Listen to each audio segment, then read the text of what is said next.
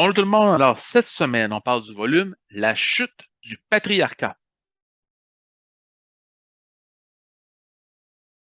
Donc, comme mentionné, cette semaine, on parle de cette très belle bande dessinée, La chute du patriarcat, histoire du sexisme et des femmes qui ont résisté de Martha Breen et Jenny Jordal. C'est une bande dessinée que j'ai adorée. Bref, on dit que, bon, pendant des siècles et malheureusement encore aujourd'hui, ben, on sait que dans le monde, les femmes ont été considérées comme inférieures aux hommes, autant sur des aspects comme moral, physique, intellectuel, social, professionnel, politique ou culturel. Hein. Bon, on commence un peu à en avoir un petit peu la lumière au bout du tunnel ici au Québec, mais dans d'autres parties du monde, c'est encore le cas à plusieurs places.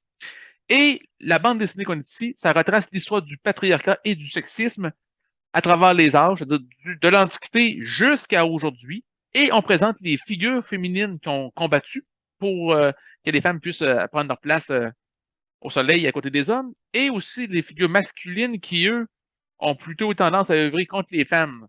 Et ce que j'aime, c'est particulièrement les citations de personnages célèbres qu'on va retrouver dans cette magnifique bande dessinée, et c'est pour ça que j'ai décidé de prendre quelques extraits. Si on retourne à l'Antiquité, on dit que Platon et son élève Aristote ne partageaient pas du tout euh, l'image de la femme. Et malheureusement pour les femmes, c'est le point de vue d'Aristote qui a dominé celui de Platon. Si on regarde ce que ce que disait Aristote, excusez-moi, Platon disait l'homme et la femme sont relativement semblables et peuvent donc accomplir les mêmes tâches.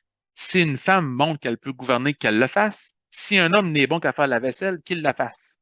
Un État qui n'éduque que les hommes est comme quelqu'un qui ne se muscle qu'un seul bras. C'est ce que Platon disait. Malheureusement, c'est plutôt le point de vue de son élève, Aristote, qui, au fil des années, a prévalu. Lui, Aristote, vous allez voir, il disait être une femme est un handicap naturel. Comparé à l'homme, il est évident qu'elle n'est pas complètement développée. La femme est plus jalouse et plus querelleuse que l'homme, est plus indécente, plus paresseuse, plus menteuse et peureuse. Bon, comme on dit, n'en jetez plus, la coupe est pleine.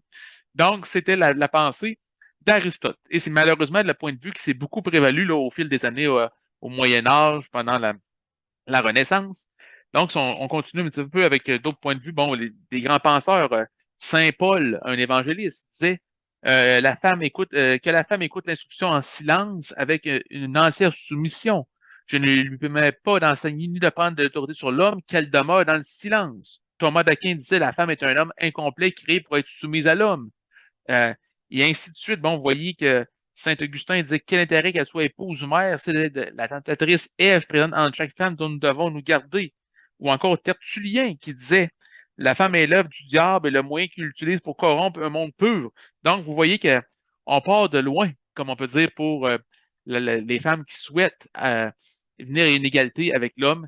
Et c'est beaucoup ce que nous montre le chemin parcouru hein, de cette bande dessinée. Si on prend aussi, évidemment, comme je disais, on a aussi quelques femmes, là. Vous voyez ce qu'on nous montre, quelques femmes qui ont combattu à travers les âges pour, contre le sexisme.